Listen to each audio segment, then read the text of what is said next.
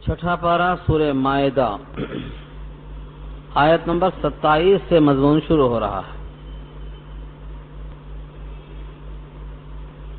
اوپر کی آیت میں یہ تذکرہ تھا کہ حضرت موسیٰ علیہ السلام کے ذریعے اللہ کا حکم آیا کہ اس شہر میں داخل ہو، تمہیں قتال اور جہاد کرنا ہے۔ قوم پیچھے ہٹ گئی، بزدلی کا اظہار کیا تو 40 سال تک کھلی جیل میں رہ گئے۔ مقام تیہ میں 40 سال تک بھٹکتے رہے۔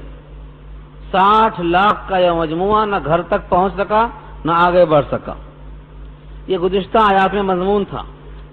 جس طرح سے موقع پر نہ لڑنا غلطی ہے اور ایسے ہی بے موقع ہاتھ چلانا بھی غلطی ہے۔ اس تفصیل کو بیان کرنے کے لیے آگے ایک واقعہ بیان ہو رہا ہے حضرت آدم علیہ السلام کے 2 بیٹوں کا۔ ایک بیٹے نے دوسرے بیٹے پر ناحق ہاتھ اٹھایا۔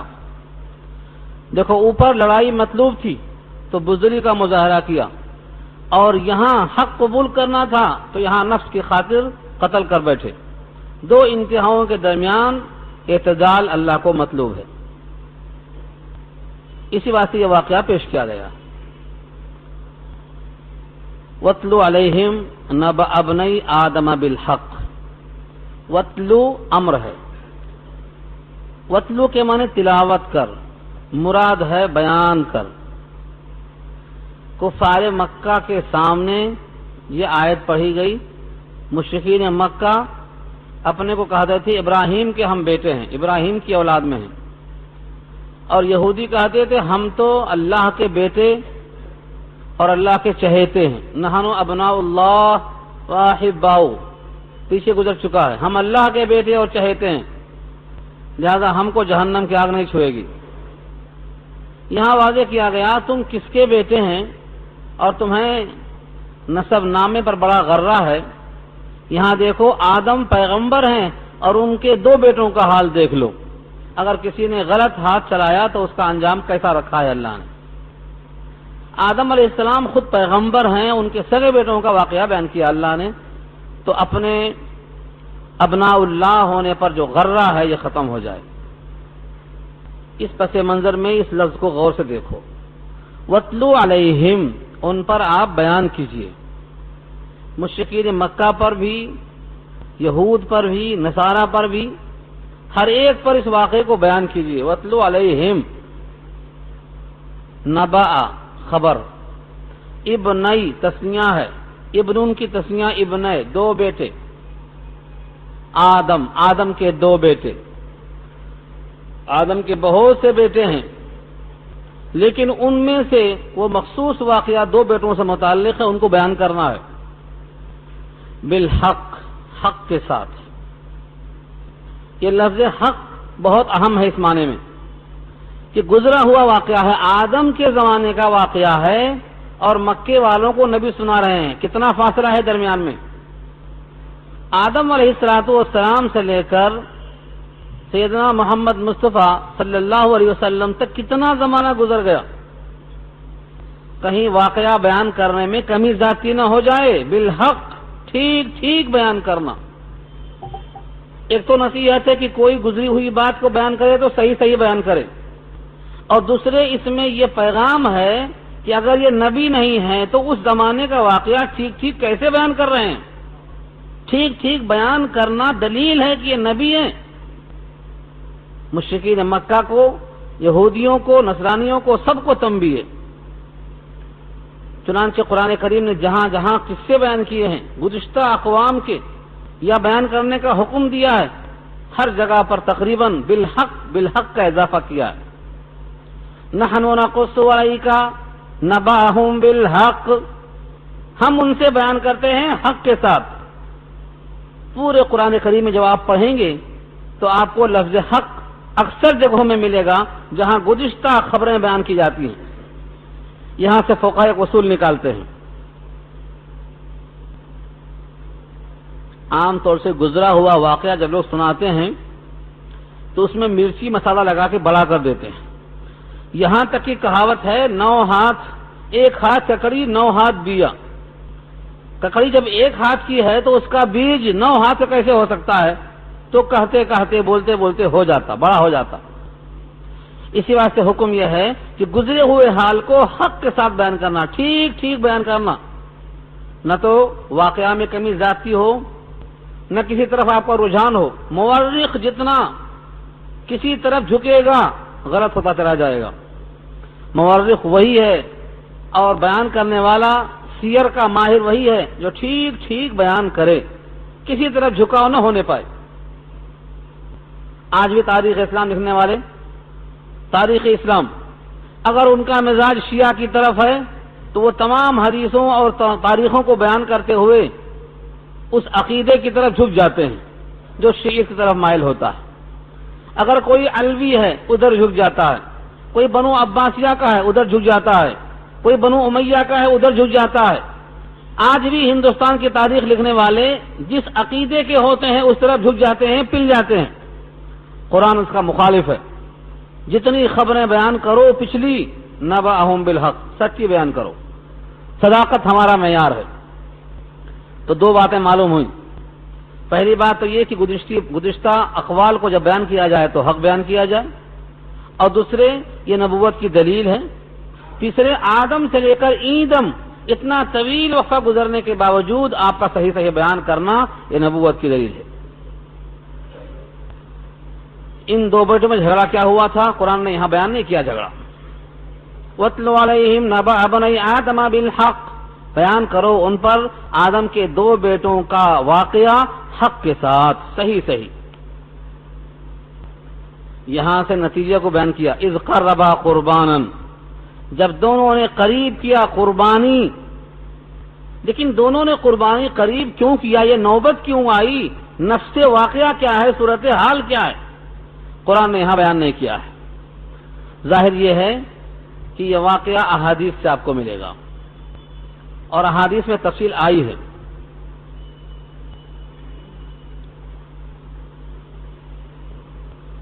آدم علیہ السلام اول البشر، کائنات میں سب سے پہلے اللہ نے ان کو بنایا، اور ان کی تسکین کے لیے حوا علیہ السلام کو بنایا۔ اب ان دونوں کے ذریعے سے اس کائنات کو پھیلایا، اس کا ذکر سورہ نساء میں گزر چکا ہے۔ خلقکم من نفس واحدۃ وخلق منها زوجها وبث منهما رجالا كثيرا ونساء، ان دونوں سے ہم نے بہت سے مردوں کو بنایا، بہت سے عورتوں کو بنایا۔ لیکن یہ سوال آپ کے ذہن میں رہے گا کہ آدم اور حوا، ان دونوں سے پیدا ہونے والے مرد ہوں تو بھائی بھائی، عورتیں ہوں تو بہن بھائی، ان کے درمیان رشتہ جائز کیسے ہوا؟ کائنات میں اور کوئی مرد ہے نہیں کہ ان سے رشتہ کیا جائے، ان کے بیٹوں کا ان کی بیٹیوں سے، اور ان کی بیٹیوں کا ان کے بیٹوں سے، کوئی اور تھا ہی نہیں۔ رشتہ نہیں ہوگا تو اولاد کیسے بڑھے گی؟ آدم و حوا کے بعد ان کے بیٹے اور بیٹیوں کے درمیان رشتہ نہیں ہوگا تو اولاد کیسے بڑھے گی؟ اللہ تعالیٰ نے حضرت آدم کے شریعت میں اس کو جائز قرار دیا تھا کہ ان کا نکاح آپس میں درست ہو، تھوڑا سا فرق کے ساتھ۔ فرق یہ تھا کہ ایک ساتھ جو بچے پیدا ہوں، توأم کے معنی جڑواں، دو پیدا ہوتے، وہ دونوں آپس میں سگی بہن اور بھائی کا حکم رکھتے تھے، اور جب دوسرا پیدا ہوتا تو وہ دونوں باہم سگے بھائی کا حکم رکھتے تھے، لیکن پہلے والے سے دوسرے والے کا رشتہ کرنا جائز تھا۔ مثلا قابیل ایک بیٹے کا نام ہے، اس کے ساتھ ایک لڑکی پیدا ہوئی۔ ایک حابیل بیٹے کا نام ہے، اس کے ساتھ بھی ایک لڑکی پیدا ہوئی۔ قابیل کا نکاح اس سے ہو سکتا ہے جو حابیل کے ساتھ پیدا ہوئی، لیکن قابیل کے ساتھ جو پیدا ہوئی تھی قابیل کا نکاح اس سے نہیں ہو سکتا، سگی بہن کے حکم میں ہے وہ۔ قابیل کا نکاح اس لڑکی سے ہو سکتا ہے جو حابیل کے ساتھ پیدا ہوئی، اور حابیل کا نکاح اس سے ہو سکتا ہے جو قابیل کے ساتھ پیدا ہوئی۔ یہ وہاں دستور تھا، چلا آ رہا تھا، لیکن ہوس اور نفس پرستی، اپنی انانیت، شریعت کا حکم توڑ کر اپنے خواہش کی تکمیل، یہ وہاں سے شروع ہے۔ قابیل نے کہا جو لڑکی میرے ساتھ پیدا ہوئی ہے وہ بہت حسین ہے، میں اسی سے نکاح کروں گا، میرے ساتھ جو پیدا ہوئی ہے وہ حابیل کو نہیں جا سکتی، اور حابیل کے ساتھ جو پیدا ہوئی ہے بمقابلہ اس کے وہ کم شکل تھی، بد شکل بولنا جائز نہیں ہے، ساری شکلیں اللہ کے بنائے ہوئی ہیں، کم تھی، شکیل کم تھی، جمال کم تھا، حسن صورت کم تھا۔ یہ ہے اصل قصہ۔ قابیل نے کہا میرے ساتھ جو پیدا ہوئی ہے میں اس سے نکاح کروں گا۔ آدم نے کہا بیٹے اس کا نکاح تیرے ساتھ جائز نہیں ہے، مگر وہ مان نہیں رہا تھا۔ اس زمانے میں حق پر ہونے کے لیے حکم تھا کہ ٹھیک ہے آپ لوگ اللہ کے سامنے اپنی قربانی پیش کرو، اپنے نیاز پیش کرو، جس کی قربانی اللہ کے ہاں مقبول ہو گئی سمجھ لو کہ وہ حق پر ہے، اس کا فیصلہ کر دیا جائے گا۔ قابیل یقین تھا اس کو کہ میں تو حق پر ہوں، میں تو حق پر ہوں سمجھ رہا تھا وہ، حالانکہ حق پر نہیں تھا، لیکن انانیت، آدمی اپنے فیصلے کو حتمی سمجھتا ہے جب تک کہ اس پر کوئی زد نہ پڑ جائے۔ چنانچہ اس نے فیصلے کر لیا کہ ٹھیک ہے اللہ کے سامنے ہم پیش کریں گے۔ حابیل نے بھی پیش کیا اور قابیل نے بھی پیش کیا۔ حابیل نے بکرا پیش کیا، بکرا اس کے پاس وہی تھا، اور قابیل جو تھا یہ کاشتکار تھا، کسان تھا، اس نے غلہ کو پیش کیا۔ آسمان سے آگ آئی، آگ نے بکرے کو کھا لیا اور غلے کو چھوڑ دیا۔ چوتھے پارے میں یہ بحث کر چکا ہوں کہ اس زمانے میں صدقہ نظر و نیاز قبول ہونے کی یہ دلیل تھی کہ آسمان سے آگ آئے اور کھا لے، جس کا صدقہ کھا لیا وہ مقبول عند اللہ، اور جس کا صدقہ رہ گیا وہ مردود ہو گیا اللہ کی طرف سے۔ یہ فیصلہ ہو گیا۔ یہاں سے اسی قربانی کا ذکر ہے۔ اذ قربا قربانا، قربا جب دونوں نے قریب کیا، قربانا قربان ہر وہ شے جس کو قربت کے لیے بطور نظر کے پیش کیا جائے اسے قربان کہتے ہیں۔ ہم جو قربانی کا بکرا کہتے ہیں وہ بھی اسی لیے ہے کہ یہ اللہ کا قرب حاصل کرنے کے لیے ابراہیم خلیل اللہ کے طریقے پر بحکم نبی ہم ایسا کرتے ہیں، اس سے ہمیں اللہ کی قربت حاصل ہوتی ہے، وہ قربانی کہلاتا ہے۔ اذ قربا قربانا جب دونوں نے قربانی کو پیش کیا، اپنے نظر کو پیش کیا، فتقبل من احدہما ان میں سے ایک قبول کر لیا گیا۔ کیسے قبول کیا گیا اس کی وضاحت پیچھے آ چکی ہے۔ آسمان سے آگ آئی، فتأکلہ النار، یہ بھی اللہ کی طرف سے اس امت محمدیہ کے لیے ایک خاص فضیلت کہیے یا پردہ پوشی کا ذریعہ کہیے۔ اس امت میں اسی موقع پر چہرہ سیاہ ہو جاتا تھا، ارے یہ تو اللہ کے ہاں مردود ہو گیا، اور یہ تو اللہ کے ہاں مقبول ہو گیا۔ مردود اور مقبول ہونے کا فیصلہ دنیا ہی میں ہو جاتا تھا۔ اس سے کیا ہوتا تھا؟ حسرت میں، ضد میں، عناد میں، بغض میں، سرکشی میں اضافہ ہوتا تھا۔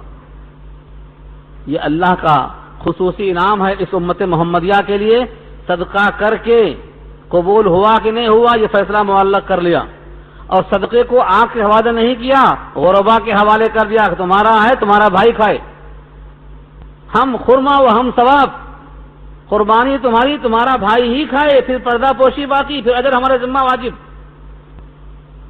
چنانچہ اللہ کی طرف سے یہ آگ آئی اور ایک کی قربانی قبول ہو گئی۔ ظاہر یہ ہے کہ جو حق پر ہوگا اسی کی قبول ہوگی۔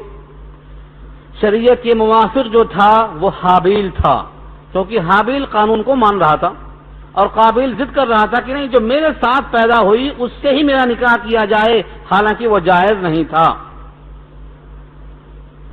شریعت مصطفیٰ میں ایک باپ اور ایک ماں سے جو اولاد ہوتی ہے ان میں باہم رشتہ حرام ہے، جائز نہیں ہے، لیکن آدم کی شریعت میں یہ جائز تھا مجبوراً، کیونکہ کائنات میں اور کوئی انسان نہیں تھا۔ اس سے معلوم یہ ہوا سابقہ امت کا ہر طریقہ امت مصطفیٰ کے اندر رائج نہیں ہو سکتا، بعض حصے کو اللہ نے منسوخ کیا ہے جزوی طور پر۔ ان میں سے ایک مثال یہ بھی عرض کیا، ایسی اور بھی مثالیں ہیں۔ مثلا سجدہ تعظیمی حضرت یوسف کو کیا، ان کے ماں اور باپ نے اور بھائیوں نے، شریعت مصطفیٰ کے اندر اس کا وجود نہیں رکھا اللہ نے. تو سابقہ بہت سی احکامات ایسے تھے جو اس وقت جائز تھے لیکن شریعت مصطفیٰ کے اندر وہ منسوخ کر دیے گئے. لہذا اس امت میں کیا حکم ہے، قرآن اور حدیث سے ہی اس کو اخذ کیا جا سکتا ہے. وَلَمْ يُتَقَبَّلْ مِنَ الْآخَرِ، دوسرے کی قربانی قبول نہیں ہوئی. سب کے سامنے بات واضح ہو گئی. اب شرمندہ ہوا قابیل. ایک تو مطلب پورا نہیں ہوا، دوسرے اللہ کے ہاں مردود ہو گیا، اور تیسرے لوگوں کو معلوم ہو گیا، اس لیے بڑا مغموم. اب آ گیا اس کو غصہ. اب کچھ کر تو سکتا نہیں سوائے اس کے کہ جس کی خاطر ذلت ہوئی، جس کی خاطر ندامت ہوئی، جس کی خاطر حسرت ہوئی، اس سے کہتا ہے، یعنی حابیل سے کہتا ہے، قال لا قتلنک، میں تجھ کو ضرور قتل کر ڈالوں گا. بس ایک ہی راستہ ہے. اب اس وقت سے لے کر آج تک یہ چل پڑا ہے کہ جب آدمی حقائق میں مقابلہ نہیں کر پاتا تو یہ کرتا ہے، قتل کرتا ہے، تشدد چاہتا ہے، آستین چڑھا لیتا ہے. آستین چڑھانا ایک محاورہ ہے. جب حقیقت میں مقابلہ نہیں کر سکتا ہے تو یہ کرتا ہے. یہ نوبت آتی ہے. قال لا اقتلنک، میں تجھے قتل کر ڈالوں گا.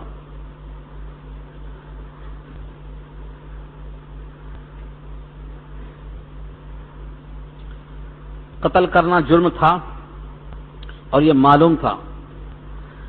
قتل کرنے کے لیے تیار ہو گیا، لیکن بھائی نے سمجھایا.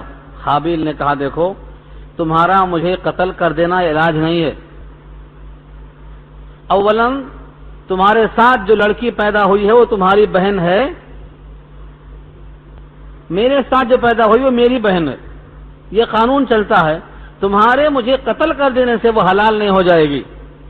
نمبر دو، تمہاری قربانی جو مردود ہوئی ہے تو تمہیں خدا کا خوف نہیں ہے، تقوی نہیں ہے. اگر تم بھی خدا کے حکم کا پاس و لحاظ کرتے، متقی بنتے، تو تمہاری قربانی بھی اللہ مقبول کر لیتا. تم مجھے قتل کرنے کے بجائے تم متقی بن جاؤ. لیکن وہ تیار نہیں ہوا. قال، تنبیہ کرتے ہوئے بھائی نے کہا، انما یتقبل اللہ من المتقین، اس کے سوائے اور کچھ نہیں ہے کہ اللہ قبول کر لیتا ہے متقیوں سے. حدیث میں آتا ہے کہ یہ لفظ تو حابیل نے قابیل سے کہا تھا بطور نصیحت کے، لیکن اللہ کی اس کتاب میں یہ دستور ساری کائنات کے لیے ہے. جو اپنا کوئی عمل مقبول کرانا چاہے وہ تقوی کی بنیاد پر آ جائے. تقوی کی بنیاد پر آیا. تقوی کیا چیز ہے؟ اکثر و بیشتر لوگ تقوی نہیں جانتے. متقی کس کو بولتے؟ اگر ظاہر میں دیکھ لیا کہ چہرہ بشرا وضاقتہ ظاہری شرح اچھی ہے تو سمجھتے ہیں کہ یہ متقی ہے. یہ متقی کے کچھ صفات ہیں. تقوی اصل قلب میں ہوتا ہے. التقوی ہا ہونا، التقوی ہا ہونا، ہا ہونا مانے یہاں، اشارہ کیا دل کی طرف. تقوی یہاں ہوتا ہے، تقوی یہاں ہوتا ہے. مطلب کہنے کا یہ ہوا کہ تقوی کا مقام قلب ہے، اور متقی جب آدمی بن جاتا ہے تو خدا کا خوف غالب ہوتا. وہ اپنی منمانی اور خواہشات پر چلنے کے بجائے اللہ کے حکم پر چلنے لگتا ہے، اور نبی کے طریقے پر چلنے میں جو تکلیف ہوتی ہے اس میں اس کو لذت محسوس ہوتی ہے. یہ ہے تقوی اصل. اور تقوی کی مثال سب دیتے ہیں، لیکن تقوی پر چلنا کوئی آسان کام نہیں ہے. ابن عمر نے خط لکھا تھا. ابن عمر نے ایک خط لکھا تھا اپنے ایک نمائندے کو. کہا، میں تم کو تقوی کی دعوت دیتا ہوں جس تقوی کی بنیاد پر اللہ اعمال قبول کرتے ہیں، جس پر واعظ کہنے والے تو بہت ملیں گے لیکن اس تقوی پر عمل کرنے والے بہت کم ملیں گے. تو تقوی کی بنیاد قلب میں خدا کا خوف، اللہ کا اتنا خوف کہ اس کا حکم توڑنے سے روک دیں، اللہ کا اتنا خوف کہ نبی کا طریقہ چھوڑنے سے اس کو روک دیں، اللہ کا اتنا خوف کہ جہنم کی وجہ سے ہمیشہ دنیا میں مصیبتیں جھیلنا آسان ہو جائے اور جنت کی اتنی رغبت ہو جائے کہ مشقتیں جھیلنا آسان ہو جائے. یہ تقوی کی کم سے کم مقدار ہے. یہی وہ کیفیت تھی کہ صحابہ کرام جان دینے کو تیار تھے. فاقہ آ جائے تو صبر کرتے تھے، شہادت کا موقع آئے تو خون دیا کرتے تھے، اور کبھی کسی موقع پر نہیں پیچھے ہٹتے تھے محض اس تقوی کی بنیاد پر۔ تو تقوی اہم چیز ہے۔ انما یتقبل اللہ من المتقین، اللہ تعالیٰ قبول کرتا ہے متقیوں سے۔ تقوی قبول کرنے کے لائق عمل ہے۔ یہ تقریر ہوئی حابیل کی، اور حابیل نے اور آگے کھل کے کہا کہ دیکھو، اگر تم مجھے مار ڈالنا چاہتے ہو، اپنا ہاتھ میرے گریبان تک لاتے ہو تاکہ تم مجھے قتل کر دو، تب بھی میں اپنا ہاتھ تم پر نہیں چلاؤں گا۔ تم اگر اپنا ہاتھ کھولتے ہو تاکہ مجھے قتل کر دو، تب بھی میں اپنا ہاتھ کھولنے والا نہیں ہوں کہ تجھے قتل کر دوں۔ کیوں؟ میں اللہ سے ڈرتا ہوں جو سارے جہان کا رب ہے۔ میں مظلوم ہو کر مرنا چاہتا ہوں، ظالم ہو کر مرنا نہیں چاہتا ہوں۔ اور تفصیل کہتے ہوئے کہا، میں یہ چاہتا ہوں کہ اگر تم مجھے قتل کر کے میرا گناہ لینا چاہتے ہو تو اس کا مطلب میرا بھی گناہ اور تمہارا اپنا بھی گناہ، دونوں کا مجموعہ لے کر تم جہنم والوں میں ہو جاؤ گے، اور یہی برا انجام ہوتا ہے ظلم کرنے والوں کا۔ یہ تمام نصیحت کی باتیں سن کر بجائے اس کے دل میں نرمی پیدا ہونے کی، رقت پیدا ہونے کی، شرمندگی پیدا ہونے کی کہ ایک میرا بھائی ہے، ترحم کی بات کرتا ہے، اس کے دل نے سرکشی اختیار کر لی، اس کے نفس نے اس کے وجود کو راضی کر لیا کہ اب تو قتل کرنا اور آسان ہے۔ اگر یہ ہاتھ چلاتا تو شاید دفاع کرنا پڑتا، اس کا ہاتھ باندھنا پڑتا، اس کا ہاتھ اب چلنے والا نہیں ہے تو اب قتل کرنے میں کیا رکاوٹ ہے مارو۔ یہاں سے شروع ہوتی ہے تفسیر۔ الفاظ دیکھو، لئن اگر، بسطتا کھول دیا تو نے، الیہ میری جانب، یدا کا اپنا ہاتھ، لئن بسطتا الیہ یدا کا اگر تم نے کھولا اپنا ہاتھ میری جانب، لتقتلنی تاکہ تم مجھ کو قتل کر دو، ما انا بباسط میں نہیں ہوں کھولنے والا، یدی الیک اپنے ہاتھ کو تیری طرف، لاقتلک تاکہ تجھ کو میں قتل کروں، انی اخاف اللہ میں تو اللہ سے ڈرتا ہوں، رب العالمین سارے جہان کا پروردگار ہے۔ کئی حدیثوں میں مضمون ملتا ہے کہ آدمی اللہ کے پاس مظلوم ہو کر آئے یہ بہتر ہے بمقابلہ ظالم ہو کر آنے کے۔ عثمان غنی کو شہید کرنے والے جب اطراف سے گھیر لیے اور مدینے پر عثمان غنی کی حکومت تھی اور خلافت تھی، لوگوں نے کہا بلوائیوں کا یہ حال ہے، آپ ان کو ختم کرنے کا حکم دے دیجئے۔ عثمان غنی نے یہی تو کہا تھا کہ میں اپنی ذات کے لیے نبی کے شہر کو خون آلود کرنا نہیں چاہتا۔ ایسا نہیں تھا کہ عثمان غنی بالکل بے بس تھے، ان کے پاس طاقت نہیں تھی، مگر وہ خون ناحق میں اپنا ہاتھ ڈالنا نہیں چاہتے تھے۔ حالانکہ اگر وہ ایسا کرتے تو خون ناحق نہیں تھا، کیونکہ فساد فی الارض کرنے والوں کو مارنا جائز ہے۔ اگلی آیتوں میں یہ مضمون آ رہا ہے۔ اس کا مطلب یہ ہوا کہ بہت سے لوگ ایسے گزرے ہیں جو ظالم ہونا پسند نہیں کرتے رہے، مظلوم ہو کر تھے، گلا کٹوا دیا حق پر، پیاسے 3 دن رہ کر گلا کٹوا دیا حق پر، شہادت اس کو کہتے ہیں۔ خلیفہ ہیں، مظلوم ہو کر چلے گئے۔ حضرت عثمان غنی کی شہادت کے موقع پر کلام اللہ کھلا ہوا تھا اور ان کے خون کے چھینٹے اس کلام اللہ پر پڑ گئے، اور وہ انشاءاللہ قیامت میں گواہی دیں گے۔ تو اس طریقے سے نصیحت قبول کر لو۔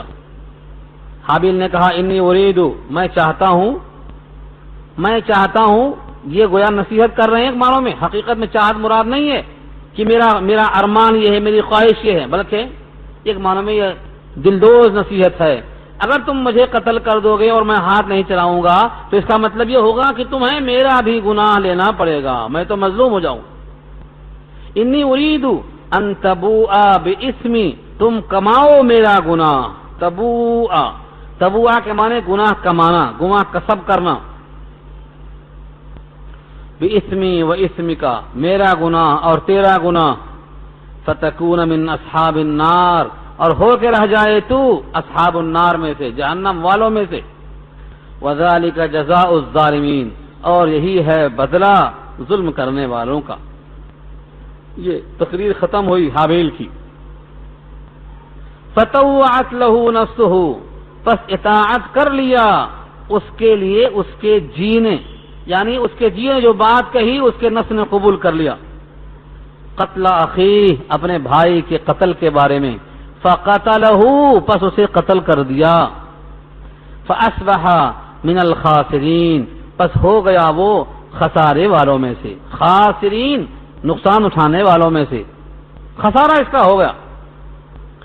دنیا کا خسارہ یہ ہوا کہ دستے بازو بھائی تھا، آج نہیں تو کل کام میں آتا تھا، دستے بازو سے ہاتھ دھو بیٹھا. اور آخرت میں کیا ہوا؟ اس قتل کی بنا پر جہنم میں جائے گا. تو دنیا کا گھاٹا ہوا کہ بھائی سے ہاتھ دھو بیٹھا، اور وہاں کا گھاٹا یہ ہوا کہ جہنم خرید بیٹھا. تو خسارہ مکمل ہو گیا. فبعث اللہ غرابا، اللہ نے ایک کوا بھیجا. یہاں بھی آیت کے اندر اجمال ہے. قتل کرنے کے بعد لاش کو لیے پھرتا تھا کہ کریں تو کیا کریں اب، کیونکہ اس زمین پر پہلا قتل تھا، یہ اس سے پہلے قتل نہیں ہوا تھا. قتل ہوتے ہوئے کسی کو کسی نے دیکھا نہیں تھا. اسی لیے حدیث میں آتا ہے کہ اس نے قتل کی بنیاد رکھی ہے، فاؤنڈر ہے یہ. قیامت تک جتنے قتل ہوں گے ان تمام قتل میں قابیل کا حصہ مقرر رہے گا، بنیاد رکھی ہے. اور یہاں سے حدیث بڑی اہم ہے جو بار بار سننے کے لائق ہے. من سن سنتن حسنتن فلہ اجرها واجر من عمل بها، جس نے کسی اچھے کام کی بنیاد رکھی تو اس کے لیے اس کا اجر ہے، اور ان تمام کے برابر اجر ہے جو اس طریقے پر چلتے رہیں گے. اس کے برخلاف ومن سن سنتا سیئۃ فعلیہا وزرها ووزر من عمل بها، جس نے برے کام کی بنیاد رکھی، بنیاد رکھنے والے کو اس کا گناہ ملے گا، اور جو اس پر قائم ہو کر چلتے رہیں گے قیامت تک ان کا بھی گناہ ان کو پہنچتا رہے گا. اور مثال میں نبی صلی اللہ علیہ وسلم نے قابیل کا نام لیا ہے حدیث کے اندر کہ اس نے قتل کی بنیاد رکھا، اب قیامت تک جتنے قتل ہوں گے اس کا حصہ پہنچتا رہے گا. قتل کر دیا، اب دفن کیسے کرے، کہاں لے جائے، چھپائے کیسے، یہ پریشانی میں تھا، تذبذب کے عالم میں تھا. اللہ نے بہرحال اپنے مخلوق پر رحم کھایا، ایک کوے کو بھیجا. فبعث اللہ غرابا، غراب مانے کوا، بھیجا اللہ نے ایک کوا. یبحث فی الارض، وہ زمین کو کھود رہا ہے، اپنی چونچ سے اپنے پنجوں سے زمین کو کھود رہا ہے. یبحث فی الارض لیریہ، تاکہ اس کھودنے کے ذریعے سے قابیل کو دکھلائے کیف یواری سوءۃ اخیہ، کہ کیسے چھپا سکتا ہے وہ لاش اپنے بھائی کی. سوءۃ، سوءت کے معنی برے شے کو کہتے ہیں. یہاں لاش بھی ناحق طریقے پر قتل ہوئی ہے، لہذا وہ بھی معیوب ہے. چنانچہ آدمی ایسے موقع پر خوف زدہ ہوتا ہے فطری طور پر. سوءۃ اخیہ، اپنے بھائی کی لاش کو کہاں چھپائے. کوے کو دیکھا، کوے نے گڑھا کھودا اور ایک مرا ہوا کوا اس کے اندر ڈال کر مٹی پاٹ دیا. اس حالت کو دیکھ کر شرم آئی اس کو اور بول پڑا دل کی آہوں سے. قال یا ویلتا، کہا ہائے افسوس، اعجزت ان اکون مثل هذا الغراب، کہ میں کیا عاجز ہوں کہ ہو جاؤں اس کوے کی طرح. مثل هذا الغراب، اس کوے کے مثل ہونے کے لائق میں نہیں رہ گیا. یعنی کوا بھی اتنا عقل مند ہے کہ لاش چھپانا جانتا ہے اور مجھے لاش چھپانے کی توفیق نہیں ہوئی. فأواری سوءۃ اخیہ، کہ میں چھپاؤں اپنے بھائی کی لاش کو. فاصبح من النادمین، نادم شرمندہ، نادمین اس کی جمع ہے، پس ہو گیا شرمندہ ہونے والوں میں سے. اس شرمندگی کے بعد کیا ہو سکتا ہے؟ کیا اس کی تلافی ہو سکتی ہے؟ کیا اس کا قتل کا گناہ لوٹ سکتا ہے؟ کیا بھائی زندہ ہو سکتا ہے؟ یہ شرمندگی وقت کے بعد کی ہے.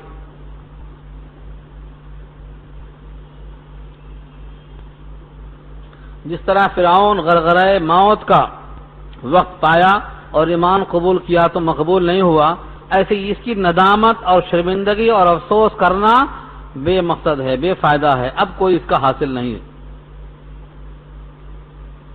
من اجل ذالک، من اجل ذالک، اسی وجہ سے، یہ پورا واقعہ سامنے رکھو، اللہ فرماتے ہیں من اجل ذالک، اسی واقعے کی وجہ سے کتبنا علی بنی اسرائیل، ہم نے لکھ دیا ہے بنی اسرائیل کے اوپر، کیا لکھ دیا ہے؟ ایک قانون، ایک اصول، انہ من قتل نفسا بغیر نفس او فساد فی الارض فکأنما قتل الناس جميعا، جس نے قتل کیا کسی ایک نفس کو ناحق، من قتل نفسا، کسی نفس کو قتل کیا، بغیر نفس، بغیر کسی نفس کے عوض کے یعنی ناحق، او فساد فی الارض، یا زمین میں فساد فی الارض کے بغیر، فکأنما، تو گویا کہ قتل، اس نے قتل کیا، الناس جميعا، سارے انسانوں کو قتل کر ڈالا۔ ایک انسان کا قتل سارے انسان کے قتل کر دینے کے برابر ہے، کیسے، کس طرح یہ ہو سکتا ہے؟ یہ سوال ذہن میں رہے گا آپ کے۔ اگلا ٹکڑا ہے ومن احیاہا، اور جس نے کسی کو زندہ کیا، احیاہا، کسی کو زندہ کیا، فکأنما احیا الناس جميعا، تو گویا کہ اس نے زندہ کیا تمام مخلوق کو، تمام آدمیوں کو۔ کوئی آدمی کسی کو زندہ نہیں کر سکتا، تمام کو زندہ کرنے کے برابر کیسے ہے؟ تو دونوں سوال آپ کے ذہن میں آنا فطری ہے۔ قصہ یہ ہے، ایک آدمی کی جان کا احترام نہ کرنا اور اسے قتل کر دینا اللہ کی بنائی ہوئی جان کی بے حرمتی ہے۔ تو جب ایک جان کی بے حرمتی کیا تو گویا جس ایک جان کو اللہ نے بنایا تھا اس کی قدر نہیں کیا، اور ایک جان کا قدر نہ کرنا تمام جانوں کی ناقدری کے مماثل ہے۔ جیسے ایک نبی کا انکار تمام نبیوں کے انکار کے برابر ہے، ایک آیت کا انکار ساری آیتوں کے انکار کے برابر ہے۔ جتنی چیزوں پر ایمان لانا شرط ہے ان میں سے ایک چیز کا انکار پورے انکار کرنے کے برابر ہے، یہ اصول ہے۔ ایک جان کا احترام اس لیے کرنا ہے کہ اللہ نے اس جان کو محترم قرار دیا ہے۔ وہ حدیث پھر سناتا ہوں، بھول گئی ہوگی، تازہ کر لو۔ سن 10 ہجری میں 9 ذی الحجہ کو نبی صلی اللہ علیہ وسلم مینا کے میدان میں پوچھتے ہیں کہ یہ کون سا دن ہے اور کون سا مہینہ ہے اور کون سا سال ہے؟ سب معلوم رکھ کر سوال اس واسطے کیا کہ لوگوں میں استحضار ہو جائے اور لوگوں کی توجہ ہو جائے۔ پھر خود فرمایا کیا یہ ذی الحجہ کا مہینہ نہیں ہے؟ کیا یہ عرفہ کی 9 تاریخ نہیں ہے؟ کیا یہ عرفات کا میدان نہیں ہے؟ کیا یہ سب کے سب احرام میں، حالت احرام میں نہیں ہے؟ ان تمام سوالوں کے جواب کو سن کر فرماتے ہیں کہ جیسے اس مہینے کی حرمت ہے، اس دن کی حرمت ہے، اس مقام کی حرمت ہے اور بیت اللہ کی حرمت ہے، ایسے ہی ایک مسلمان کے لیے دوسرے مسلمان کی جان، اس کی عزت، اس کی آبرو، اس کا مال ایسے ہی حرام کیا ہے اللہ نے۔ کسی بھی مسلمان کی عزت و آبرو کو اللہ نے ایسا ہی محترم قرار دیا ہے۔ جس نے کسی مسلمان کی عزت و آبرو کو خراب کیا، برباد کیا، اس کو رسوا کیا، ذلیل کیا، گویا اس نے اس مہینے میں، اس شہر میں بیت اللہ کی حرمت کو پامال کیا۔ ایک تشبیہ ہے یہ۔ ایسے ہی بنی اسرائیل پر یہ بات کہی گئی تھی کہ سارے انسان کی جان بحیثیت انسانیت کے اللہ نے محترم قرار دیا ہے۔ جس نے کسی ایک کو ناحق قتل کر دیا اس نے گویا اس قسم کی جان رکھنے والے تمام انسانوں کی بے حرمتی کر دیا۔ اور جس کسی نے کسی کو بچا لیا، احیاء سے مراد زندہ کر دیا نہیں بلکہ مرنے سے بچا لیا، بے آبرو ہونے سے بچا لیا، جس نے کسی کو بچا لیا اس نے گویا سب کو زندہ کر دیا، جتنے انسان ہیں ان تمام کو حیات عطا کر دیا۔ یہ بعض چیزوں کے فوائد ہیں۔ ایک حدیث پڑھا تھا میں نے پانی پلانے کے ثواب کے بارے میں کسی نے کسی کو پانی پلایا، ایسے موقع پر پانی پلایا جہاں پانی عام طور سے ملتا ہے، تو فرمایا ایک غلام کو آزاد کرنے کے برابر ثواب ہے، اور ایسے مقام پر پانی پلایا جہاں پر عام طور سے پانی نہیں مل رہا ہے، مشکل سے مل رہا ہے، تو فرمایا ایک مردے کو زندہ کرنے کے برابر ثواب ہے۔ یہ روایت الترغیب الترہیب کی ہے۔ معلوم کیا ہوا؟ کچھ ایسے ثواب ہیں، کچھ ایسے اعمال ہیں کہ ایک پر عمل کرنے سے پوروں کے مماثل ثواب پہنچاتے ہیں۔ یہ اللہ کا فضل و کرم ہے۔ تو جس نے کسی جان کو ناحق قتل کیا، کسی فساد کے بغیر، کسی جان کے بغیر، تو گویا اس نے سب کو قتل کر دیا۔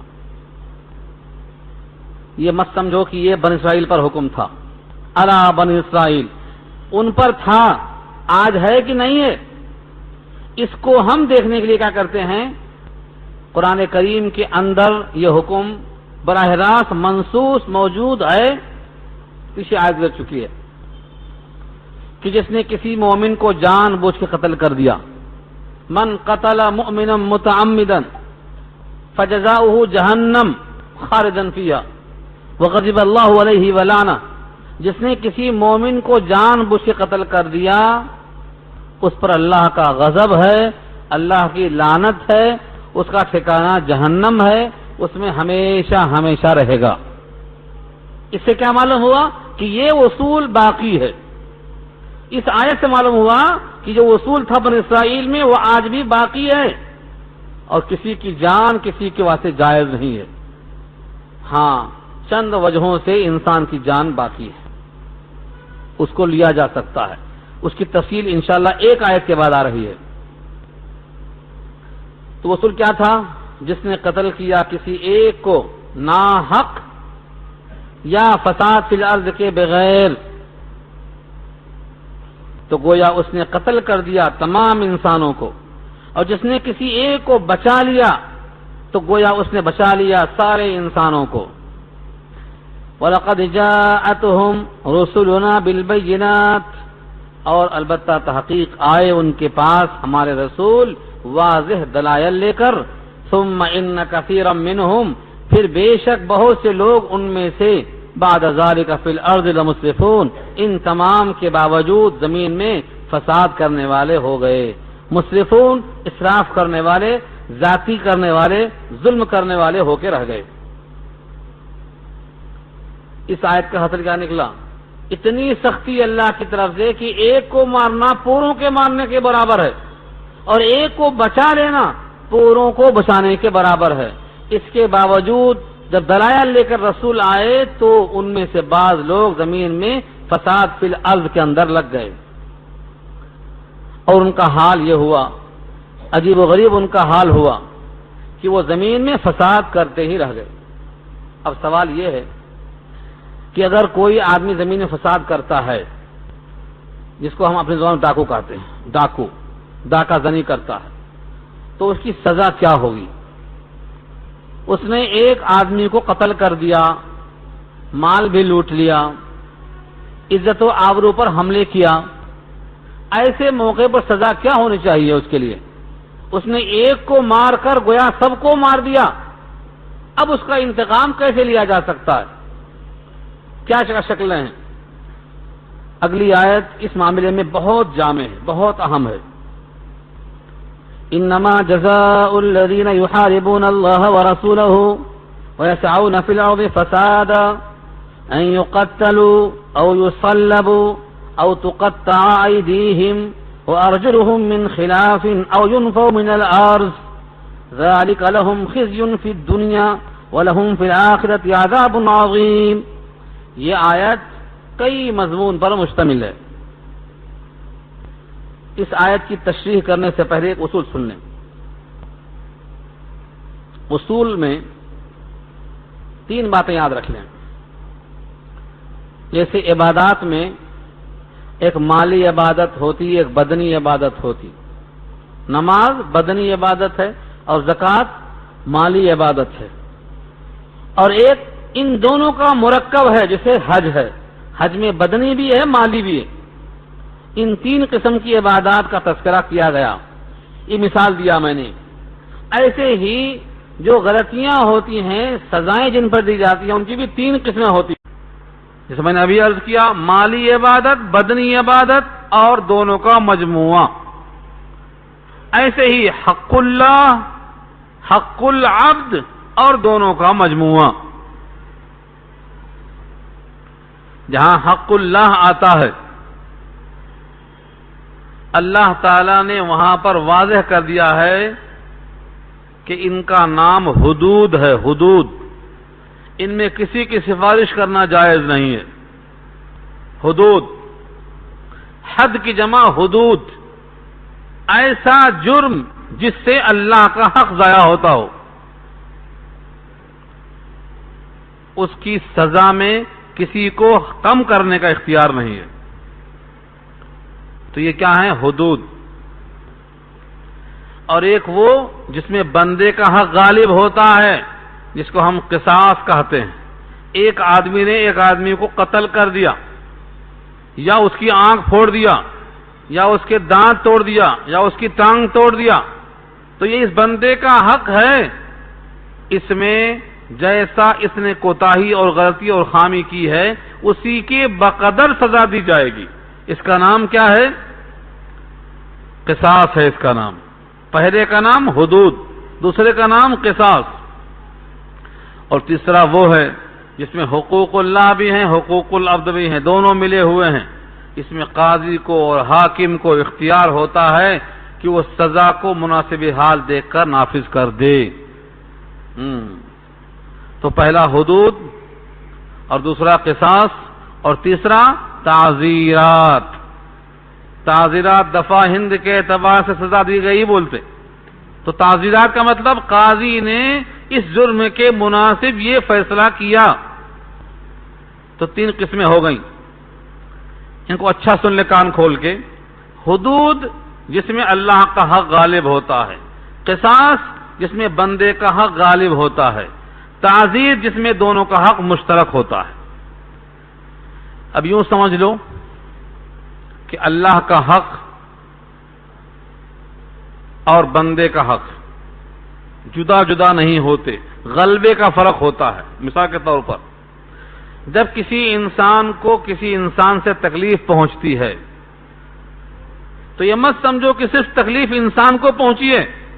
انسان کو تکلیف پہنچنے کے ساتھ ساتھ اللہ کا قانون بھی ٹوٹا ہے، کیونکہ اللہ نے نہیں کہا ہے کہ تم کسی کو تکلیف پہنچاؤ. یہاں تک کہ مومن، جس کے بارے میں صراحتاً موجود ہے، کیا کہا؟ مومن کی تعریف میں کہا کہ مومن کامل وہ ہے جس کی ہاتھ، جس کے پیر، جس کے زبان سے کسی کو تکلیف نہ پہنچے. تو اگر پہنچ رہی ہے تو تم نے خدا کو تکلیف پہنچایا، لیکن غلبہ، جس کا دانت ٹوٹا اس کا حق غالب، جس کی آنکھ پھوڑ دی اس کا حق غالب. تو بندے کا حق غالب ہوا تو اس کو ہم قصاص کہیں گے. قصاص کی آیت آ رہی ہے، ان النفس بالنفس والعین بالعین والاذن بالاذن والسن بالسن والجروح قصاص. یعنی دانت کے بدلے دانت، آنکھ کے بدلے آنکھ، اور کان کے بدلے کان، زخم کے بدلے زخم. جیسا جرم کیا ہے ویسا قصاص لیا جائے گا. اس میں کیا ہوتا؟ آدمی سفارش کرے یا معاف کر دے تو معافی کی گنجائش ہوتی ہے. لیکن جو حدود ہیں جس میں اللہ کا حق غالب ہے، اس میں کسی کو کم کرنے کی، معاف کرنے کی کوئی گنجائش نہیں ہوتی ہے. حدود کل 5 ہیں. کل اسلام میں حدود 5 ہیں. ڈاکہ، ڈاکہ کے معنی جبرن، مال لوٹنا یا قتل کرنا یا عزت پہ حملہ کرنا. تو ڈاکہ زنی جس کو ہم کہتے ہیں. تو ڈاکہ اور چوری، چوری کرنا اور زنا کرنا اور تہمت کسی پر جھوٹی لگا دینا، یہ چاروں چیزیں قرآن سے ثابت ہیں. البتہ 5ویں چیز شراب پینے والے کو کوڑے مارنا، یہ اجماع صحابہ سے ثابت ہے. اس کا تعلق حدیث سے ہے. یہ 5 حد ہیں، ان میں کوئی گنجائش نہیں ہے۔ سفارش کرنے والا بھی مجرم۔ ایک واقعہ آپ کو سنایا تھا میں، شاید بھول گئے ہوں۔ ایک خاتون جن کا نام فاطمہ تھا، فاطمہ مخزومیہ قبیلے کی تھی، مخزومیہ قبیلہ، عزت والا، پیسے والا، دولت مند، متمول، آج کے زبان میں اصطلاح میں بہت ہی بڑی فیملی کا، بہت بڑا خاندان کا۔ فاطمہ نے چوری کیا، ثابت ہو گئی چوری، ہاتھ کاٹنے کا فیصلہ ہو گیا۔ ابھی کٹنے سے پہلے لوگوں نے کہا اگر ہاتھ کٹ گیا تو ناک گئی، اللہ کے نبی کے پاس سفارش پیش کرو۔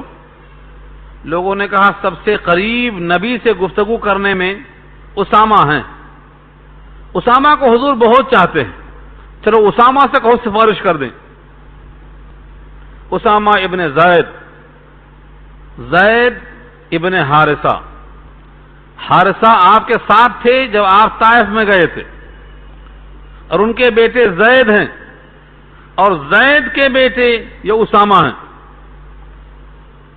نبی بہت چاہتے تھے، بڑے قریب۔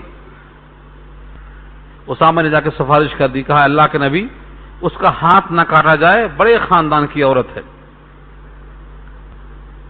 جرمانہ لگا دیا جائے۔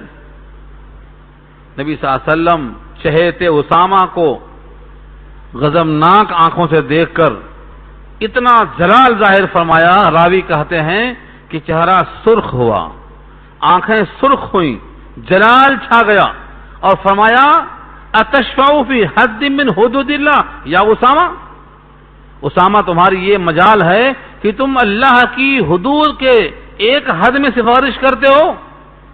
قسم اللہ کی اگر وہ فاطمہ بنت محمد بھی ہوتی تو بھی میں اس کے ہاتھ کاٹ دیتا، اللہ کے قانون کو میں تبدیل نہیں کر سکتا۔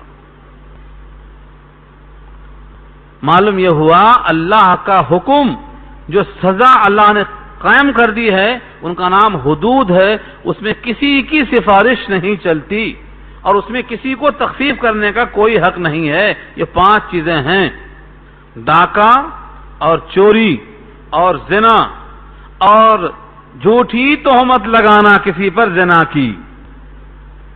اکثر لوگ تہمت لگا کے چل دیتے آنکھیں مار کے، بہت آسان سمجھتے اس کو۔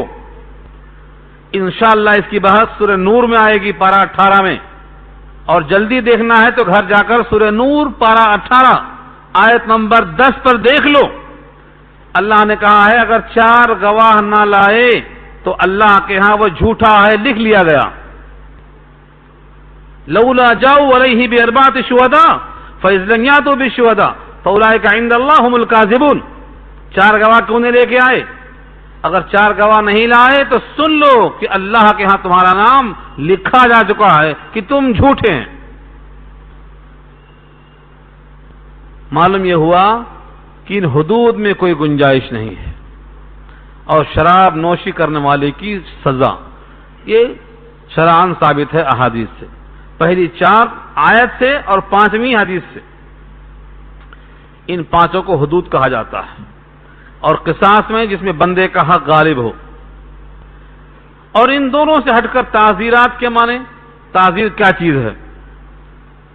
فرض کرو ایک آدمی نے کہا کہ بھئی اس نے شراب پیا تھا لیکن 4 گواہ نہیں پیش کر سکا، تو زنا کی تہمت لگایا تھا، 4 گواہ نہیں پیش کر سکا، چوری کی تہمت لگایا، 3 ہی گواہ تھے، 4تھا گواہ نہیں مل سکا، تب کیا ہوگا؟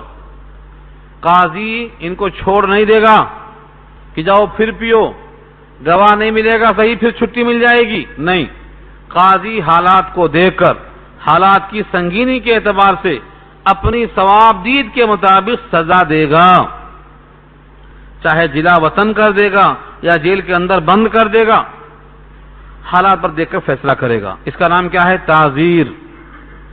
تو حدود، قصاص، تعزیر، یہ 3 چیزیں سامنے رکھو۔ ابھی آیت کو پڑھو۔ انما جزاء الذین یحاربون اللہ ورسولہ، اس کے سوائے اور کچھ نہیں کہ بدلہ ان کا جو محاربہ کرتے ہیں اللہ و رسول سے، یحاربون اللہ ورسولہ، محاربہ اس کا مادہ ہے ریب، حرب، اور حرب کے معنی جنگ کے آتے ہیں۔ محراب جنگ کرنے کی جگہ ہے یہ شیاطین سے، کیونکہ سب سے زیادہ امام کو بھٹکاتے وہ لوگ۔ امام کی نماز گئی، پوروں کی گئی، بھٹکاؤ اسی کو، تو محراب ہے، وہ جنگ کی جگہ ہے۔ تو حرب کے معنی جنگ، محاریب اس کی جمع آتی ہے محراب کی۔ یہ اللہ سے جنگ کیسے ہوگی؟ ڈاکو اللہ سے جنگ کیسے کرے گا؟ یحاربون اللہ، اللہ سے جنگ کیسے ہوتی ہے؟ اس کو سمجھنے سے پہلے ایک مثال دیتا ہوں قرآن کریم کی، وہ آپ سن چکے ہیں پہلے۔ اللہ نے کہا ہے پیچھے سورہ بقرہ میں اور آل عمران کے حصے میں، دو مقام پہ بحث آئی ہے یہ، اگر کوئی سود نہیں چھوڑتا ہے تو اعلان سن لے کہ اس کو اللہ سے جنگ کرنا ہے۔ یعنی اگر کوئی سود کھا رہا ہے، سود لے رہا ہے، سودی کاروبار کر رہا ہے، سودی کا تعاون کر رہا ہے اور اس کو نہیں چھوڑ رہا ہے، فَأَذَنُوا بِحَرْبٍ مِّنَ اللَّهِ وَرَسُولِهِ، تو اعلان سن لو کہ اس کو جنگ کرنا ہے اللہ سے اور اللہ کے رسول سے۔ مجھے بتاؤ یہاں سود خوار کیسے جنگ کرے گا اللہ سے؟ اللہ نے کہا ہے سود کی نحوست سے مال مٹتا ہے، اس کو پرواہ نہیں کرتا ہے یہ۔ اللہ نے کہا تمہارے پاس جو مال ہے وہ گھٹتا ہے، میرے پاس جو ہے وہ بڑھتا ہے، اس کی پرواہ نہیں کرتا یہ۔ اللہ نے کہا سود حرام ہے، جہنم میں لے جائے گا، اس کی پرواہ نہیں کرتا یہ۔ گویا اللہ کے قانون کی پرواہ نہ کرنا، اللہ کے خوف سے اس کام کو نہ چھوڑ دینا، جہنم کا خوف غالب نہ ہونا، یہ سب چیزیں جنگ کرنے کے مترادف ہیں۔ بے عین ہی ایسا ہی یہاں ایک آدمی اپنے گھر سے نکلتا ہے، صیغہ دیکھو جمع ہے، یحاربون، جو لوگ محاربہ کرتے ہیں، جمع کا صیغہ ہے، یعنی تنہا یہ کام نہیں ہوتا، ٹیم بنا کر چلتے ہیں، دو آدمی نہیں، ٹیم، 3 سے 4 سے 5 سے زیادہ لوگ چلتے ہیں۔ یہ کیا کرتے ہیں؟ یہ ان کو اللہ کا قانون، اسلام کا قانون، کوئی قانون نہیں چلتا، اللہ کا قانون توڑ دیا، اللہ سے جنگ۔ نبی کے طریقے سے یہ قانون پہنچا تھا، اس کی بھی مخالفت کیا تو رسول اللہ سے بھی جنگ، اور اس کی بنا پر لوگوں میں خوف پیدا ہوگا، دہشت پیدا ہوگی، فساد پیدا ہوگا، تو کہا یسعون فی الارض فسادا۔ یہ جو کام کرنے والے لوگ ہیں ان کی سزا کیا ہوگی؟ ان یقتلوا، یا تو قتل کر دیے جائیں، او یصلبوا، یا سولی پر چڑھا دیے جائیں، او تقطع ایدیہم، یا ان کے ہاتھوں کو کاٹ دیا جائے، وارجلہم، اور ان کے پیروں کو کاٹ دیا جائے، من خلاف، مخالف سمت سے۔ اگر دائنا ہاتھ کاٹ دیا تو بایاں پیر، اور بایاں پیر اگر کٹ گیا تو دائنا ہاتھ، مطلب مخالف سمت سے کرنا چاہیے، دایاں ہاتھ بھی دایاں پیر بھی نہیں، اگر دایاں ہاتھ تو بایاں پیر، یہ ہے من خلاف۔ او ينفوا من الارض، یا زمین میں جلا وطن کر دیا جائے، ينفوا من الارض، زمین میں جلا وطن کر دیا جائے۔ یہ 4 قسمیں ہو گئیں، قتل کرنا، سولی پر چڑھانا، ہاتھ پیر کو مخالف سمتوں سے کاٹ دینا، اور زمین میں جلا وطن کر دینا، یہ 4 قسمیں ہو گئیں۔ امام مالک ائمہ اربعہ میں سے ایک ہیں، 4 اماموں میں سے ایک امام مالک ہیں، ان کے ساتھ بہت سے تابعین کے بھی نام ہیں۔ وہ سب کہتے ہیں کہ ان 4 میں سے جو سزا چاہے امام دے سکتا ہے، اختیار دیا ہے اللہ نے۔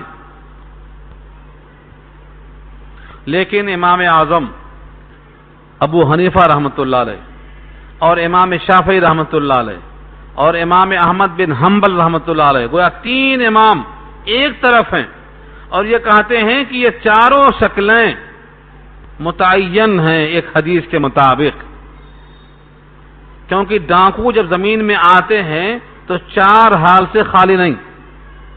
یا تو وہ صرف قتل کرتے ہیں، یا تو صرف مال لیتے ہیں، یا قتل بھی کرتے ہیں اور مال بھی لیتے ہیں، یا نہ قتل کرتے ہیں نہ مال لیتے ہیں، فساد اور دھوم مچا کر چلے جاتے ہیں. 4 شکلیں ہوتی ہیں.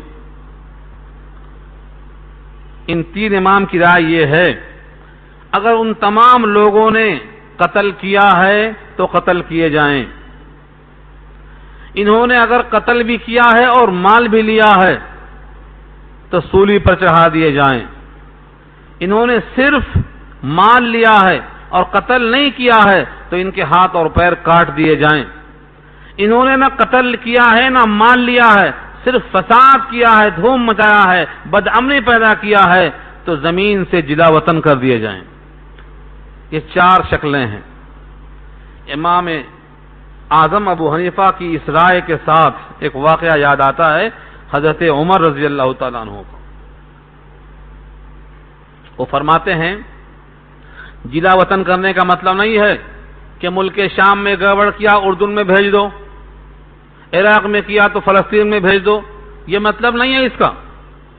یہاں کے لوگ تنگ تھے، اب وہاں کے لوگ تنگ رہیں گے. مرزا مظہر جانجانہ کا قصہ سنا ہوگا آپ نے، بہت پیارا قصہ ہے. ان کی بیوی بہت تنگ کرتی تھی، بہت تنگ کرتی تھی. لوگوں نے کہا حضرت یہ نافرمان عورت ناشزا ہے اور آپ بھولے بھالے اللہ والے، آپ کو تنگ کرتی، چھوڑ دو اس کو. انہوں نے کہا یہ میں نہیں چاہتا ہوں کہ میری بلا کسی اور کے پاس جائے. یہ جہاں جائے گی وہاں بھی تنگ کرے گی نا. مجھ میں تحمل ہے، قوت برداشت ہے، میں تو کم سے کم ضبط کر لیتا ہوں. جہاں جائے گی وہاں کیا آفت آئے گی نہیں معلوم. تو یونفو من الارض کا مطلب نہیں ہے کہ چھوڑ دو چاہے جہاں چاہے بلا، اس جنگل سے اس جنگل میں. امام اعظم کی رائے یہی ہے، ابن عمر کی رائے یہی ہے کہ ان کو قید خانے میں ڈال دو، زمین ان کے واسطے تنگ کر دو تاکہ لوگ ان سے محفوظ ہو جائیں. پوری آیت کے الفاظ دیکھو. اس آیت سے مسائل بہت نکلتے ہیں، بہت مسائل نکلتے ہیں. انما جزاء الذین یحاربون اللہ، اس کے سوائے اور کچھ نہیں کہ بدلہ ان کا جو محاربہ کرتے ہیں اللہ سے، یعنی جنگ کرتے ہیں اللہ سے. جنگ کیسے کرتے ہیں؟ اللہ کا قانون توڑ کر. ورسولہ، اور اس کے رسول سے محاربہ کرتے ہیں. کیسے؟ رسول کی شریعت کو توڑ کر. وَيَسْعَوْنَ فِي الْأَرْضِ فَسَادًا، اور کوشش کرتے ہیں زمین میں فساد کرتے ہوئے. أَن يُقَتَّلُوا، یہ کہ قتل کیے جائیں. دیکھو صیغہ جمع کا لائے ہیں.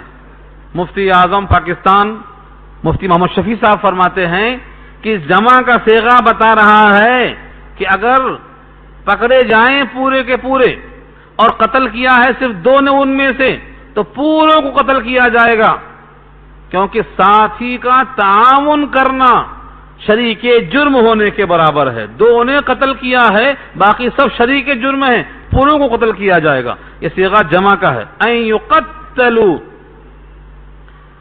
اور یہ صیغہ فعیل کے وزن پہ آیا ہے. ان یقتلوا او یصلبوا او تقطع ایدیہم، تو تقطیع اور تسلیب اور تقتیل، یہ صیغہ جو فعیل کا آتا ہے یہ مبالغہ کہلاتا ہے. جتنے شریک جرم ہیں چاہے ان سب نے قتل نہ کیا ہو، ان سب نے مال لٹانا ہو، لیکن سب کا انجام یکساں ہوگا، سب کو ایسا ہی کیا جائے گا. ایک واقعہ ہے بخاری میں بڑا مشہور ہے، بہت مشہور ہے. قبیلے ارنیا کے لوگ آئے. ایک قبیلے کا نام ارنیا ہے. اس قبیلے کو لوگ آئے اور کہا کہ اللہ کے نبی صلی اللہ علیہ وسلم ہماری صحت ٹھیک نہیں رہتی. آپ نے کہا ٹھیک ہے، مدینے کے باہر صدقات کے اونٹ ہیں، وہاں جاؤ، تمہیں اجازت ہے، ان کے دودھ بھی پیو، ان کے موت بھی پیو. البان اور الوان دونوں لفظ موجود ہیں. ابوال کے معنی بول، پیشاب، اور البان لبن کی جمع ہے، دودھ.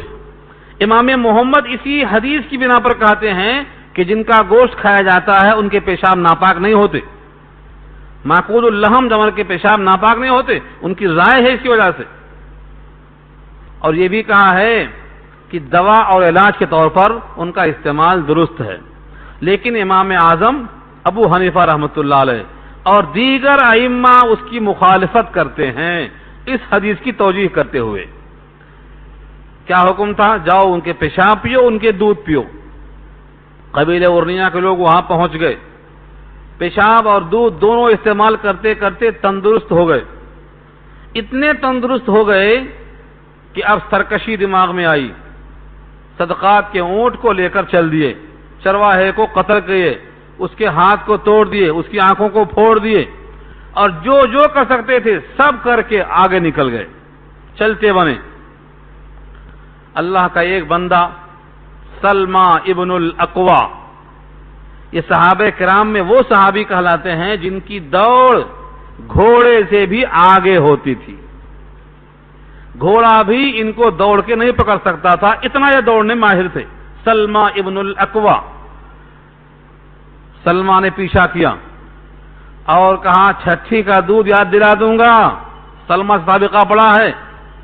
چنانچہ یہ تیر مارتے گئے، پتھر پھینکتے گئے، تیر پتھر دونوں کا ذکر ہے، تیر مارتے گئے دشمن کو، دشمن کچھ پھینکتا، مثلا چادر پھینکتا، بستر پھینکتا، تو اس پتھر رکھتے اس کے اوپر کہ یہ ہے مال غنیمت، یہ ہے مال غنیمت، پتھر رکھ کر قبضہ ظاہر کرتے تھے اپنا، آگے بڑھتے چلے گئے۔ اور ایک آواز لگایا، مدینے میں آواز پہنچ گئی، وہاں سے پورے لوگ پہنچ گئے، یہ سب پکڑ کے لائے گئے۔ قصہ مختصر، ان میں سے جتنے لوگ پکڑ کے لائے گئے تھے سب کی آنکھوں میں گرم سلائی لگائی گئی، گرم سلائی، سمرت اعینہم، ان کی آنکھوں میں گرم سلائی ڈالی گئی، اور ان کے ہاتھ پیر باندھ دیے گئے، اور ان کو ایک مقام کا نام حرہ ہے جو دھوپ سے گرم ہو کر کالا ہو گیا ہے، پتھر مدینے کی ایک سمت میں ہے، اس مقام پہ ان کو ڈال دیا گیا۔ یہ اسی حال میں پانی مانگتے مانگتے مر گئے۔ صدائیں سخت کیوں تھیں؟ کیونکہ یہ سب حرکتیں انہوں نے کی تھیں نبی کے چرواہے کے ساتھ، اس کے قصاص میں ان کے ہاتھ کاٹے گئے اور اس کے قصاص میں آنکھیں ان کی پھوڑی گئیں۔ تو معلوم یہ ہوا آدمی اگر کسی کے ساتھ جرم کرے گا، حقوق العباد میں قصاص ہے اور حقوق اللہ میں حدود ہے، اور ان دونوں کے علاوہ ہے تو قاضی کو اختیار ہے جس کو تعزیر کہا جاتا ہے۔ تو خلاصہ کیا نکلا؟ دنیا میں بھی سزائیں اسی واسطے ہوتی ہیں تاکہ بندہ خوف کھا کر اللہ کا دین قبول کرتے ہوئے بغاوت نہ کر سکے، سرکشی نہ کر سکے، اور ایک بندے کا حق نہ مار سکے۔ تو فرمایا انما جزاء الذین یحاربون اللہ، اس کے سوائے اور کچھ نہیں کہ بدلہ ان کا جو محاربہ کرتے ہیں اللہ و رسول سے اور فساد کرتے ہیں زمین میں کوشش کے ساتھ، یہ ہے کہ قتل کیے جائیں یا سولی پر چڑھا دیے جائیں یا ان کے ہاتھ اور پیر مخالف سن سے کاٹ دیے جائیں یا زمین میں جلا وطن کر دیے جائیں۔ ذالک لہم خزی فی الدنیا، یہ ان کے لیے رسوائی ہے دنیا میں، وَلَهُمْ فِي الْآخِرَةِ عَذَابٌ عَظِيمٌ، اور ان کے لیے آخرت میں بڑا عذاب ہے۔ إِلَّا الَّذِينَ تَابُوا، مگر ہاں جنہوں نے توبہ کر لی۔ توبہ کب کر لی؟ پکڑنے کے بعد، پکڑے جانے کے بعد توبہ کر لی؟ فرمایا نہیں، من قبل ان تقدروا علیہم، اس سے پہلے کہ تم ان پر غلبہ پاؤ۔ ڈاکو کو پکڑ لینے سے پہلے ہی ڈاکو نے ہتھیار ڈال دیا، تب اس کے لیے توبہ ہے۔ ڈاکو پکڑ لیا گیا، اب کوئی توبہ نہیں ہے۔ ایک صاحب نے شراب پیا، شراب پینے کے بعد ان کی شکایت آئی، قصاص، کوڑے مارے گئے، حد خمر لگائی گئی۔ ایک دوسرے صاحب شراب پیے مگر انہوں نے نبی کے پاس آنے سے پہلے توبہ کر لیا، ان کو حد نہیں لگائی گئی، چھٹی ہو گئی ان کی۔ تو مجرم قصاص کے لیے یا پھر حدود کے لیے اگر آ گیا ہے سامنے، اب کوئی توبہ نہیں اس کی۔ حدود میں توبہ ہے ہی نہیں، ہاں قصاص میں اگر صاحب معاملہ معاف کر دیں تو توبہ ہے۔ مثلا جس کا آدمی قتل کیا گیا ہے، اس نے کہا میں اس کو معاف کرتا ہوں یا اس کے بدلے خون بہا لے کر راضی ہو جاتا ہوں، تو معافی کی گنجائش ہے، قصاص میں گنجائش ہے، لیکن حدود میں کوئی گنجائش نہیں ہے، ہرگز معافی کی شکل نہیں ہے۔ تو اگر ڈاکو کو پکڑ لیا گیا، الا الذین تابوا، اس سے مگر وہ لوگ جو توبہ کر لیے اس سے پہلے کہ تم ان پر قادر ہو جاؤ، فاعلموا ان اللہ غفور الرحیم، تو اچھی طرح جان لو کہ بے شک اللہ مغفرت کرنے والے، رحم کرنے والے ہیں، یعنی قدرت سے پہلے وہ توبہ کرتا ہے تو اس کی معافی ہے۔ کئی واقعات ہیں۔ حضرت ابو ہریرہ کے زمانے میں خلیفہ مروان ابن الحکم تھا، قبیلہ مروان ابن الحکم بہت ظالم تھا۔ ایک صاحب، تاریخ میں نام ان کے لکھے ہوئے ہیں، وہ ایسے ہی ڈکیتی پر آمادہ ہو گئے تھے، لیکن کچھ ان کو احساس ہوا، بعد میں انہوں نے توبہ کیا، اور اس سے پہلے کہ ان کو کوئی پکڑے سیدھا آ کے مروان کے دربار میں پہنچ گئے۔ کیوں پہنچے، کیسے پہنچے؟ کسی قاری کے کلام کو انہوں نے سنا، اس میں آواز آئی، قل یا عبادی الذین اسرفوا علی انفسہم لا تقنطوا من رحمت اللہ، میرے بندوں سے کہہ دو جنہوں نے اپنے اوپر ظلم کر لیا ہے کہ اللہ کی رحمت سے مایوس نہ ہو۔ یہ سن کر قریب آئے، کہا پھر سے پڑھو۔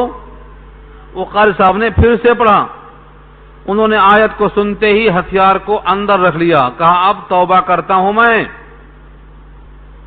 سیدھا آئے، دربار میں ابو ہریرہ تھے، ابو ہریرہ رضی اللہ تعالیٰ عنہ نے ہاتھ پکڑا اور سیدھا لے کے مروان کے پاس گئے اور یہ آیت پڑھا، ان تقدروا علیہم، ان کو تم نے پکڑا نہیں ہے، پکڑنے سے پہلے یہ خود توبہ ہو کے حاضر ہوا ہے، اب تم سزا ان کو نہیں دے سکتے۔ انہوں نے پورا معاف کر دیا۔ تو اصل دروازہ کھولنا مقصد ہے، کیونکہ ڈاکوؤں سے لوگ عاجز رہتے ہیں۔ اگر ڈاکو جان لے کہ توبہ میری ہے تو ہتھیار ڈال دے گا۔ ترغیب ہے ایک معنوں میں یہ۔ آج بھی پوری حکومت پریشان رہتی ہے۔ کیوں پریشان رہتی ہے؟ کیونکہ ایسے لوگ جو جان پر کھیل جاتے ہیں ان کو کنٹرول کرنا، پکڑ لیتے رہنا بڑا مشکل مسئلہ ہوتا ہے۔ اس کی مثالیں بہت ملتی ہیں، ایک دو نہیں ہیں۔ ایک واقعہ آپ کو سنایا تھا میں، بالکل ہو اسی انداز پر ہے، بہت لمبا قصہ ہے، میں اشارہ کرتا ہوں۔ صلح حدیبیہ کے موقع پر حضور صلی اللہ علیہ وسلم کے سامنے ابو جندل آئے تھے، معاہدہ ہو چکا تھا کہ آپ کا آدمی ہمارے پاس آئے گا تو ہم اس کو واپس کر دیں گے۔ مسلمان ہو کے بھی آئے تو آپ اس کو ساتھ لے کر نہیں جا سکتے، واپس کر دینا پڑے گا۔ ابو جندل لباس میں ہیں، ہتھکڑی پاؤں میں لگی ہے، ہتھکڑی بیڑی اچھل کے چل رہے ہیں، چلنا نہیں آ رہا ہے، اور رو رہے ہیں، تم لوگ مجھے کس کے حوالے کرتے ہو؟ میں مسلمان ہوں تمہاری طرح، تم مجھے کس کے حوالے کرتے ہو؟ لیکن معاہدہ ہو چکا تھا۔ آپ نے کہا اس ایک کو چھوڑ دو، کہا نہیں، اگر تم نے اس کو واپس نہیں کیا تو تم نے گویا وعدہ خلافی کر دی، معاہدہ ختم ہو جائے گا۔ لوگوں کی آنکھوں میں آنسو تھے، مگر ابو جندل کو واپس کرنا پڑا۔ کس کے حوالے کرنا پڑا؟ کافروں کے۔ انہوں نے کہا بخدا میں کافروں کے پاس تو نہیں جاؤں گا، ایک اور مقام بنا لیا، الگ راستہ بنا لیا۔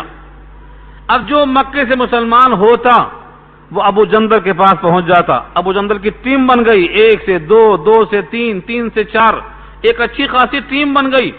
اب ملک شام کی طرف سفر کرنا کافروں کا مشکل ہو گیا، جو ملتا مارو کاٹو چینو، کسی کی مجال نہیں کہ آگے بڑھ جائے۔ انہوں نے خود لکھا، اے نبی پاک ان کو اپنے پاس ملا لو، ہماری عافیت کم سے کم واپس کر دو، کیونکہ ان کے چھٹا رہنے سے ہمارا راستہ بند ہے، ناطقہ بند ہے ہمارا۔ ان لوگوں نے مجبور ہو کر درخواست کی، آپ نے اسے قبول کر لیا۔ تو جن پر غلبہ نہ ملے، غلبہ سے پہلے اگر وہ توبہ کر لیں تو ان کی معافی ہے۔